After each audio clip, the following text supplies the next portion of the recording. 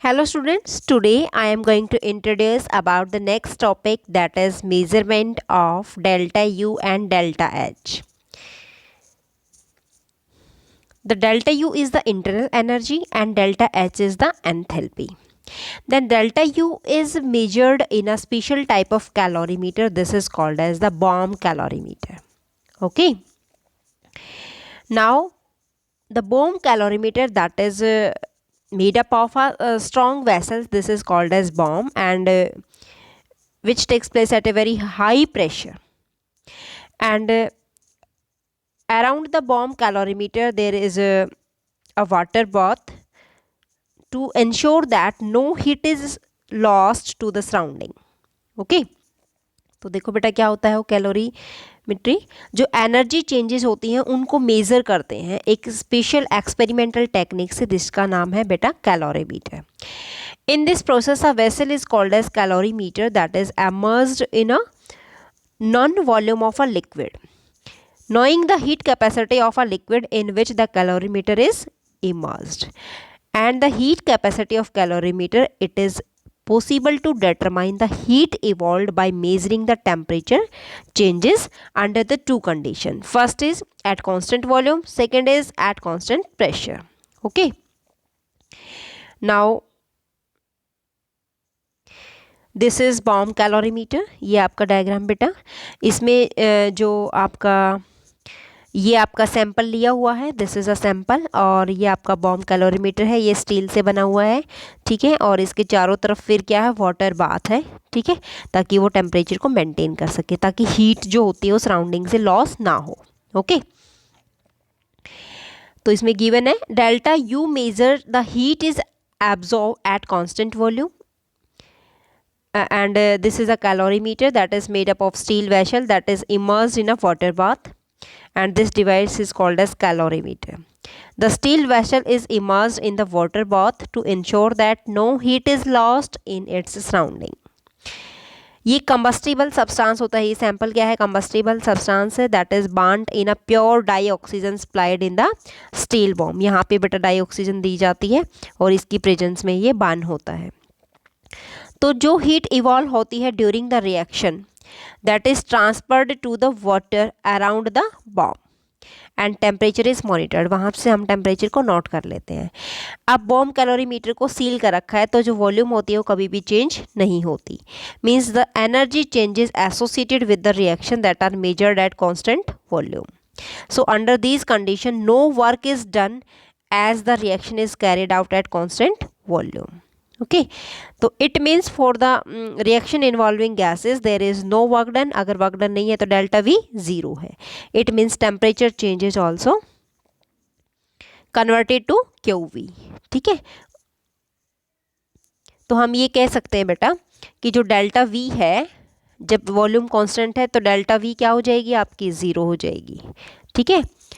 अब temperature calorimeter का किस में चेंज हो जाएगा, क्यू वी में चेंज हो जाएगा. तो इंटरनल एनर्जी कैसे निकालेंगे, delta U is equal to q into delta T multiply m by small m. ठीक है. क्यू क्या है, q is the heat capacity of calorimeter, delta T is the rise in temperature, small m is the mass of substance taken, and capital M is the molecular mass of the substance. So by the help of this formula we can easily calculate the internal energy. Okay.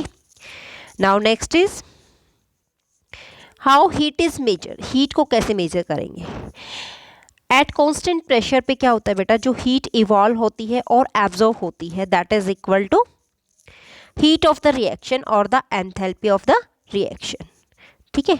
इस पे depend करता है. अब delta H किसके equal होता है, Q P के equal होता है. मीन्स हीट एब्जॉर्ब और इवॉल्व एट क्यू पी. अब बेटा at constant pressure, constant pressure पे क्या होगा, जो हीट आपकी, इसको हीट ऑफ रिएक्शन बोलेंगे या एंथैल्पी ऑफ रिएक्शन बोलेंगे. अब दो केस बनते हैं बेटा. एक एक्सोथर्मिक है, एक्सो मीन्स बाहर निकलना, थर्मिक मीन्स हीट, जिसमें से हीट बाहर निकलती है. It means system loses heat to the surrounding, system heat को लूज करता है सराउंडिंग में. अब क्यू पी क्या होगा, नेगेटिव हो जाएगा. लेकिन in case of endothermic reaction heat क्या होगा, एब्जॉर्ब होगा। It means qp and delta H that will be positive, वो क्या हो जाएगी आपकी, पॉजिटिव हो जाएगी।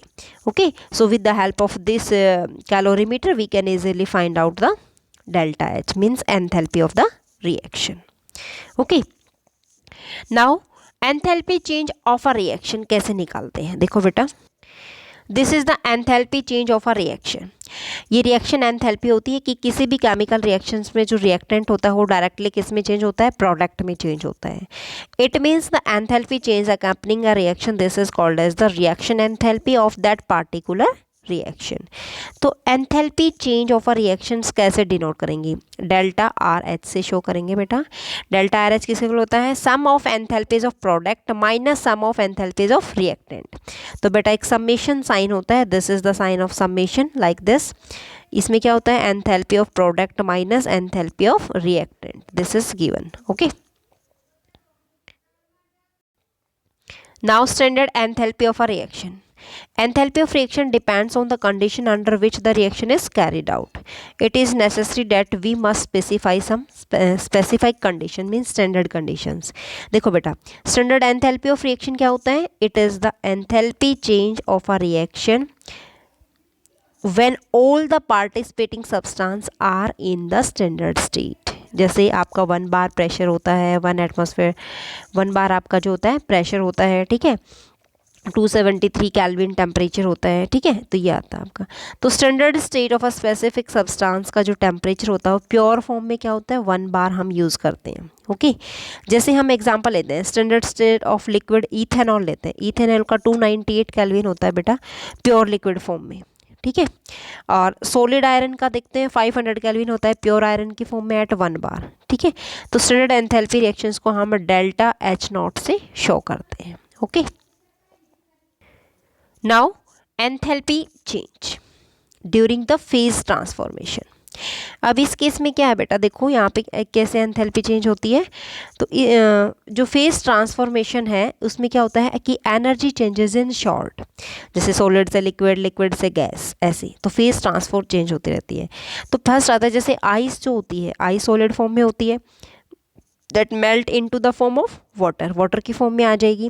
तो जो एंथैल्पी चेंज आएगा that accompanies the melting of 1 mole of solid substance in the standard state, this is called as the standard enthalpy of fusion और molar enthalpy of fusion, it is denoted by delta fusion H negative. Okay, now next is the amount of heat required to vaporize 1 mole of liquid at constant temperature and under the standard pressure 1 bar, this is called as 1 बार जो होता है, this is called as बेटा standard enthalpy of vaporisation और molar enthalpy of vaporisation. इसको कैसे show करते हैं, delta vaporisation H not, ये नोट साइन बेटा स्टैंडर्ड के लिए, कंडीशंस के लिए होता है। Now next is standard enthalpy of sublimation.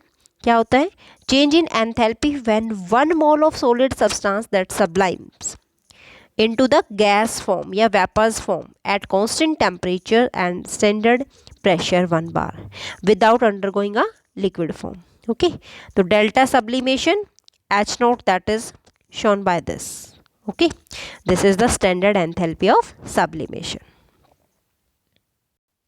Now next is standard enthalpy of formation. Standard enthalpy change for the formation of 1 mole of compounds from its elements in their most stable state of aggregation. ठीक है, means aggregate होना, जुड़ना, और जुड़ के क्या बनाना, 1 मोल compound बनाना, ठीक है, under the standard condition, this is called as standard molar enthalpy of formation, it is denoted by delta f H naught. Okay, now next is Hess's law of constant heat summation. ठीक है, इसमें क्या कहता है बेटा कि जो हैसेस law के अकॉर्डिंग ये है कि हमारा जो भी total amount of heat evolve हो रही है या total amount of heat absorb हो रही है वो क्या रहेगी, सेम रहेगी, चाहे वो रिएक्शन एक स्टेप में हो चाहे वो नंबर ऑफ स्टेप्स में हो। जैसे सपोज बेटा ये आपका कोई भी कंपाउंड है, सपोज ए है, ये आपका बी है, ये आपका C है और ये आपका D है। तो यहाँ से यहाँ तक जाने में आपका जो एंथैल्पी H1 आया, यहाँ से यहाँ तक H2 आया, यहाँ से यहाँ तक H3 आया, लेकिन यहाँ से यहाँ तक आपका डेल्टा H रहा। मीन्स एक तो आप सीधा यहाँ से यहाँ जाओ B पॉइंट पे, एक आप C पे जाओ, फिर D पे जाओ, फिर B पे पहुँचो। ठीक है, तो क्या है, चाहे आप एक स्टेप में जाओ A से B तक, चाहे आप लार्ज नंबर ऑफ स्टेप्स में जाओ, बट आपकी जो टोटल हीट इवॉल्व हो रही है या एब्जॉर्ब हो रही है दैट रिमेन सेम। ओके, तो ये हेस लॉ कहता है कि जो एंथैल्पी होती है वो स्टेट फंक्शन होती है, means that depend on the initial and final position A to B, but does not depend whether this path is followed here. ऐसे घूम के जाओगे या सीधा पाथ फॉलो किया, उस पर डिपेंड नहीं करती। Okay, it means the enthalpy change for a reaction is same whether it takes place in one step or a series of number of steps. Okay, now next is if a reaction takes place in several steps, अगर कोई reaction बहुत several steps में होती है तो then its standard reaction enthalpy is the sum of standard enthalpies of intermediate reactions into the overall reaction that may be divided at the same temperature. Okay, देखो, suppose this is the example, if the enthalpy of overall reaction A to B along one route, जैसे यहाँ से यहाँ गए बेटा H1 H2 H3, तो delta H जो यहाँ से यहाँ तक जाने में लगा वो क्या आ जाएगा, delta H1 plus delta H2 plus delta H3 and so on. Okay, so this is the Hess law. Now next is the standard enthalpy of combustion. ये एक्सोथर्मिक इन नेचर होती है। स्टैंडर्ड एंथैल्पी ऑफ कंबशन जो होता है उसको कैसे define करोगे कि जो enthalpy change per mole of substance when it undergo combustion and all the reactant and product are being in their standard states. ठीक है, this is called as standard enthalpy of combustion and it is shown by delta C H naught. Okay, it is always negative. Negative क्यों होती है बेटा, because heat is released, so this is a exothermic reaction. Okay, यहाँ पे heat release होती है, इस वजह से ये क्या है, exothermic reaction है। Now the standard enthalpy of atomization. The enthalpy change in the process of breaking of bonds, this is called as standard enthalpy of atomization. Okay, means bonds को break करना और छोटे छोटे atoms में तोड़ना। It is the enthalpy change on breaking one mole of bonds completely to obtain the atoms in the gas phase. It is represented by delta A H naught. Okay, now next is bond enthalpy. देखो बेटा, bond enthalpy means bond enthalpy in thermodynamics it is divided into two parts. देखो ये दो parts में divide होती है बेटा, bond dissociation enthalpy and mean bond energy.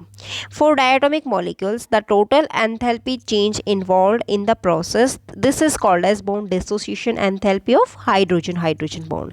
Means the bond dissociation enthalpy is the change in enthalpy when one mole of covalent bond of gaseous covalent compounds is broken down into the form of product in the gaseous phase. ठीक है, तो यहाँ पे जो bond energy dissociation enthalpy होती है hydrogen bond की, उसके अंदर जितनी भी एनर्जी वहाँ पे निकलती है उसको हम क्या बोलते हैं, बॉन्ड डिसोसिएशन एनर्जी। मीन्स एक मोल बॉन्ड को ब्रेक करने के लिए जितनी एनर्जी वहाँ पे निकलती है that is called as the bond dissociation enthalpy. Okay, now next is bond energy. Bond energy कैसे निकालते हैं?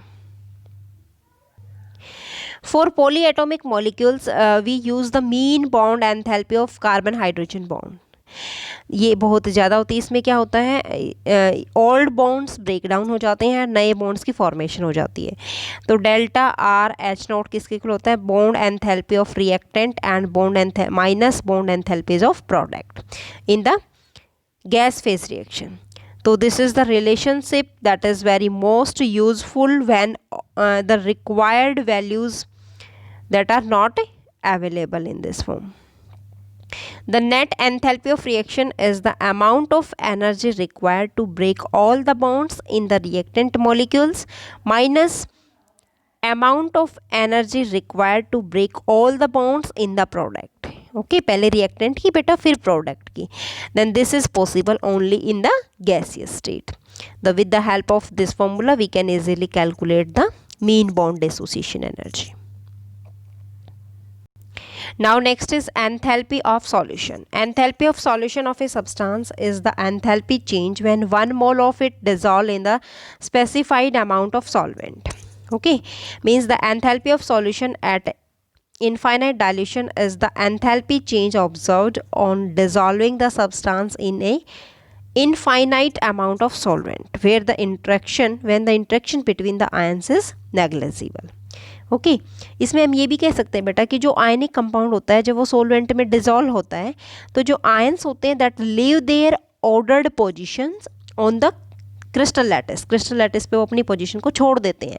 Now these ions now become more free to move in the solution. वो सॉल्यूशन में ज़्यादा फ्री होके मूव करते हैं. तो इस वजह से वहाँ सोल्वेशन पावर बढ़ जाती है. But the solution of these ions that occurs at the same time. ठीक है, सोल्वेशन सेम टाइम पे ही होती है इसकी. Now next is hydration of water. अब वाटर की हाइड्रेशन कैसे होती है देखो बेटा, ये पिक्चर आपको दिखा रखी है. ये ए बी कंपाउंड है. जब इसको पानी में डिजोल्व करते हैं तो ए पॉजिटिव बी नेगेटिव बनाता है.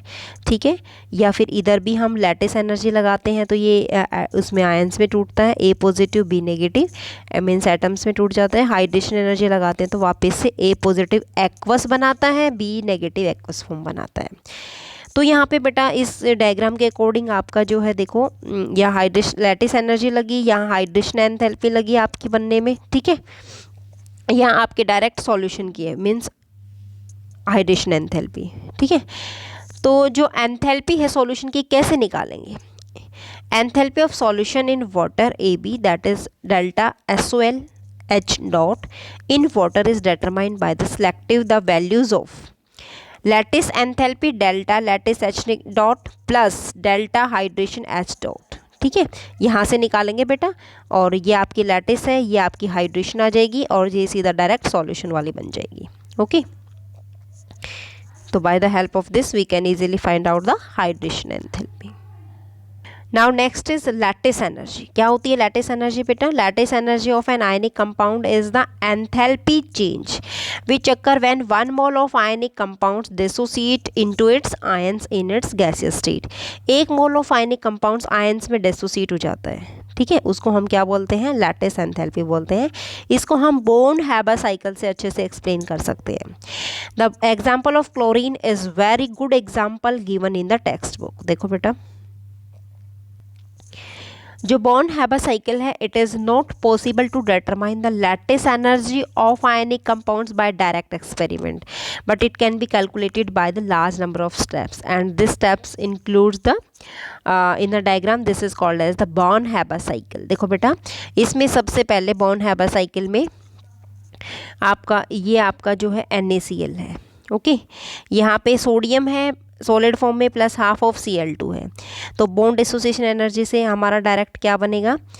NaCl डिसोसिएट होगा बॉन्ड डिसोसिएशन एनर्जी से sodium solid plus half of Cl2 in gas form. Okay, after that formation enthalpy of formation से बनेगा NaCl. उसके बाद आपका जो है बेटा यहाँ पे कौन सी एनर्जी लगेगी? Delta sublimation H not. Sublimation से सोडियम गैस फॉर्म में plus half of Cl2 gas form में जाएगा. उसके बाद आपकी एनर्जी लगेगी बेटा डेल्टा IH का मतलब क्या है? आयनाइजेशन एनर्जी लगेगी. ठीक है, आयनाइजेशन एनर्जी किस में चेंज करेगी? इसमें से इलेक्ट्रॉन लॉस हो जाएंगे और यहाँ पे सोडियम पे प्लस आयन आ जाएगा और हाफ ऑफ Cl2 आ जाएगा. ओके, नेक्स्ट आपकी लगेगी half of delta bond dissociation energy H not. इस एनर्जी में आपका बेटा ये आपकी जो एनर्जी है बॉन्ड डिसोसिएशन लगेगी. ये टूटेगा Na positive Cl negative. After that यहाँ से यहाँ तक कौन सी एनर्जी लगेगी? ये लगेगी डेल्टा Eg का मतलब क्या है? Electron affinity. ठीक है, या इलेक्ट्रॉन गेन एंथैल्पी. ठीक है, इसमें क्या होगा? इलेक्ट्रॉन्स ऐड होंगे. ये बनेगा बेटा sodium plus and Cl negative.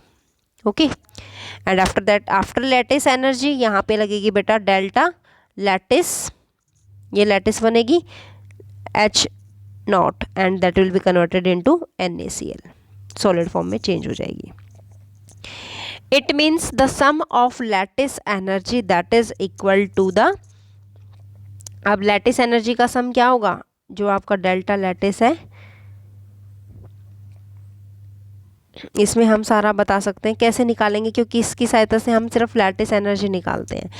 तो आपका होता क्या है, delta FH formation that is equal to the delta sublimation energy बेटा, ठीक है, H0 plus delta bond dissociation enthalpy plus delta ionization enthalpy plus delta electron gain enthalpy plus delta lattice enthalpy and that is H0. इन सब का sum किसके equal होता है, enthalpy of formation के इक्वल होता है. Okay, now the next is spontaneity.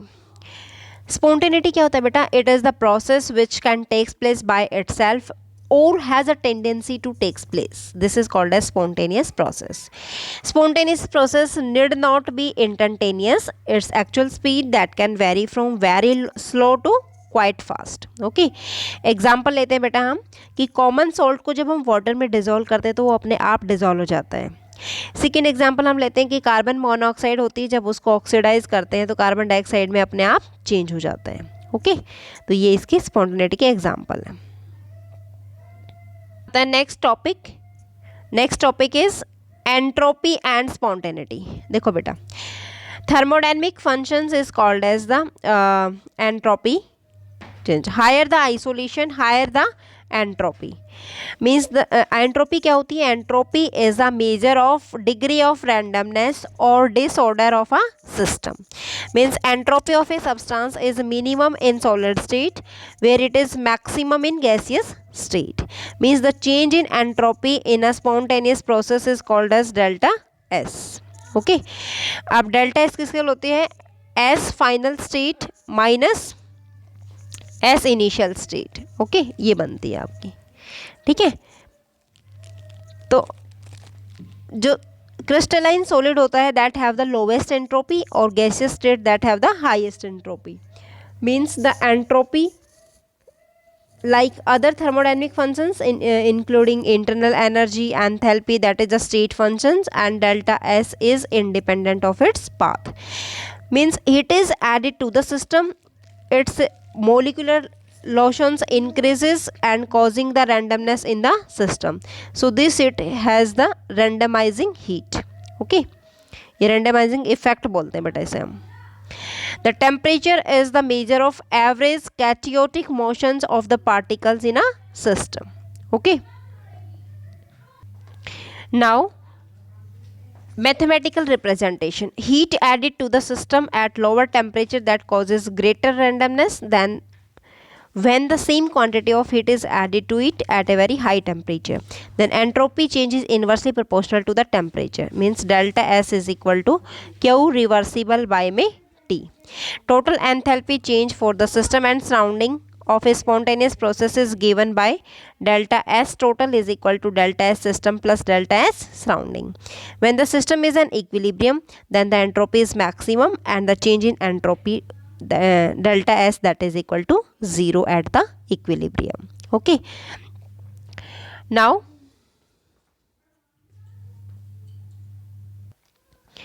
we can say that the entropy for a spontaneous process increases till it reaches its maximum and at equilibrium change in enthalpy is 0. अब entropy state function है because it depends on the initial and final position of the system but it does not depends on the path followed by the system. Okay. अब entropy किसके equal होती है बेटा, Q reversible divide में T.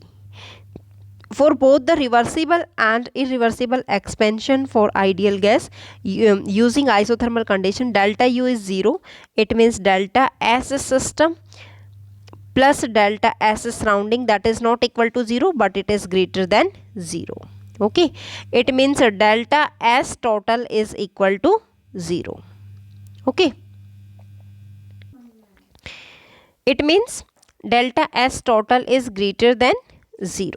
Okay, but at equilibrium condition delta S is also equal to 0. तो delta S total is greater than equal to 0. It means the second law of thermodynamics states that the entropy of universe that is continuously increases due to the spontaneous process taking place in it. ठीक है, क्योंकि इसके अंदर spontaneous process होता है, that's why जो entropy होती है यूनिवर्स की वो हमेशा इंक्रीज होती है.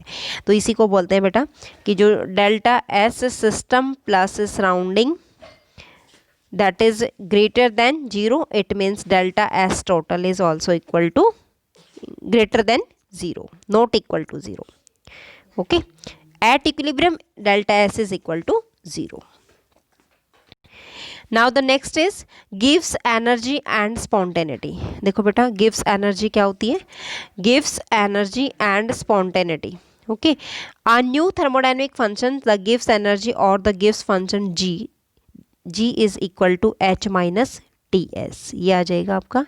ठीक है, अब गिव्स एनर्जी जो होती है that depends only on the, किस पे डिपेंड करती है, it depends only on the value of delta H for endothermic reactions. अब डेल्टा H जो होती है वो पॉजिटिव कब होगी, डेल्टा H पॉजिटिव होगी